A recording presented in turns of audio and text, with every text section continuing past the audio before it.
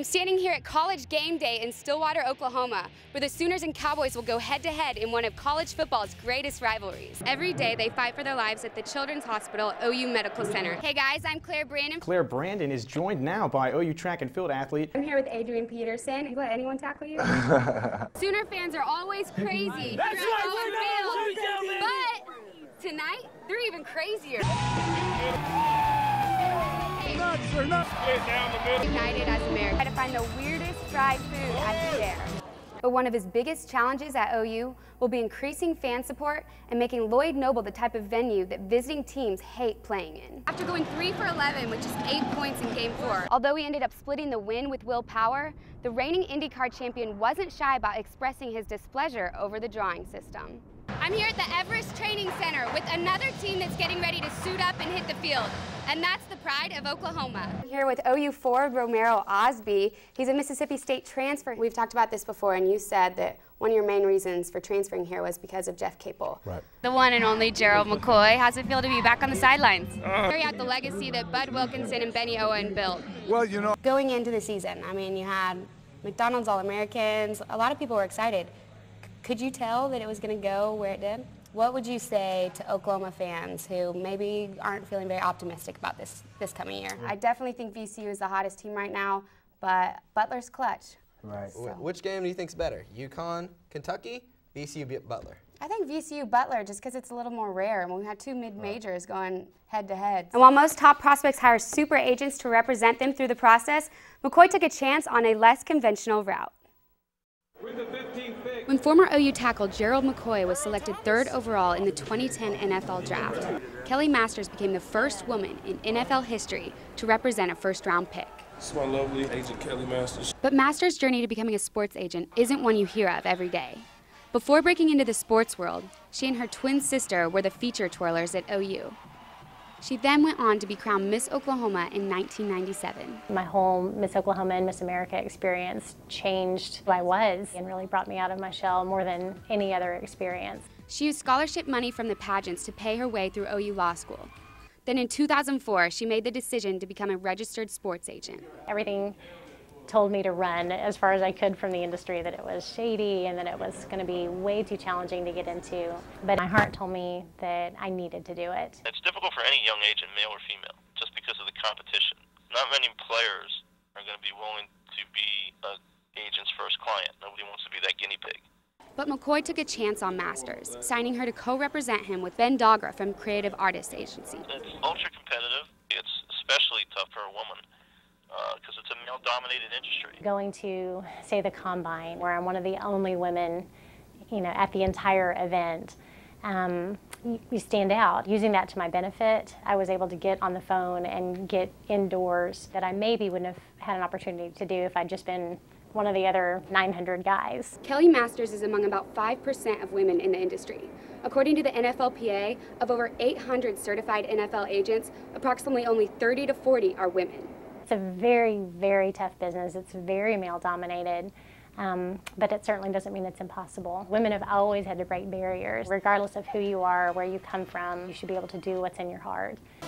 Oklahoma is known for a tradition of great running backs, like Adrian Peterson, Quentin Griffin, Billy Sims, Greg Pruitt, Joe Washington, Billy Vessels, and Steve Owens. Known Steve Owens quite a while, haven't you? Approximately 12 years. I have never seen a better football player. So great that the 1969 Heisman winner set the record for most career touchdowns at OU. And 41 years later, only halfway through the season, that record has already been broken.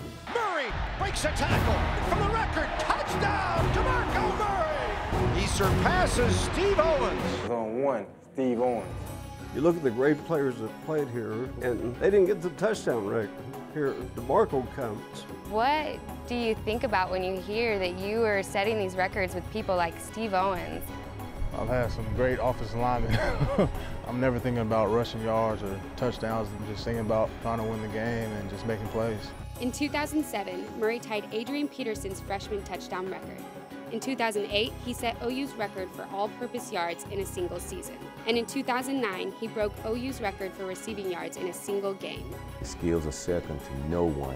I mean, you know, no one. But everybody I've talked to has talked about what kind of person he is, and what kind of teammate he is. I love playing for my teammates and my family, and you know, OU. Coach Stoops said he wanted to see you rush for 1,900 yards. Did you, going into the season, have any personal goals for yourself? Yes, I do, but you know, those goals I keep to myself. I don't share with anybody. I don't share with my coaches or teammates or anything like that. But if you ever reach those goals, will you tell anyone? Yeah, at the end of the year, when I'm done here, I will. I feel like he can do anything he put his mind to. You know, so 1,900, 2,000 yards is definitely, you know, up his alley. Marco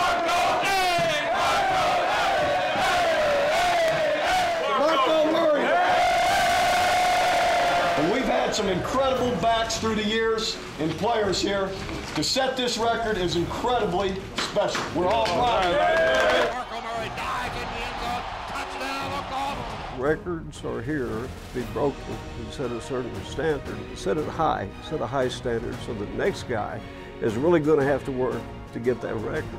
With DeMarco Murray's success, he's in the mix of this year's Heisman hopefuls. 3 OU running backs have already won the award, and it's only a matter of time before someone continues that tradition.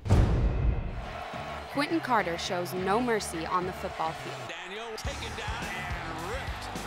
But there's another side to one of the Big 12's hardest hitters.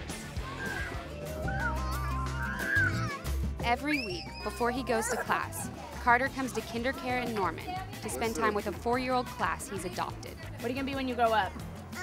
A football player. It's not every day you come across a college athlete like Carter, who spends his spare time volunteering and making a difference in the community. Make a line like this. You know, I did it. You know, I could kind of come here and escape, as well as put a smile on their face at the same time. Like that. Don't give up every time. Don't give up. Taking classes, studying, how do you have the time to come hang out with all these kids? It takes a lot of commitment and dedication, and you really have to have a passion for doing this. But his volunteer efforts don't stop there. He created his own nonprofit foundation, SOUL, which stands for Serving Others Through Unity and Leadership. He's accomplished more than some NFL players ever will, while still in college. Teach them how to get a little exercise and stay active. My parents really based me around, like, when you get in a position to give back, make sure you do so. So I'm in that position now. Guys, it's time to go inside. Let's go line up on the wall.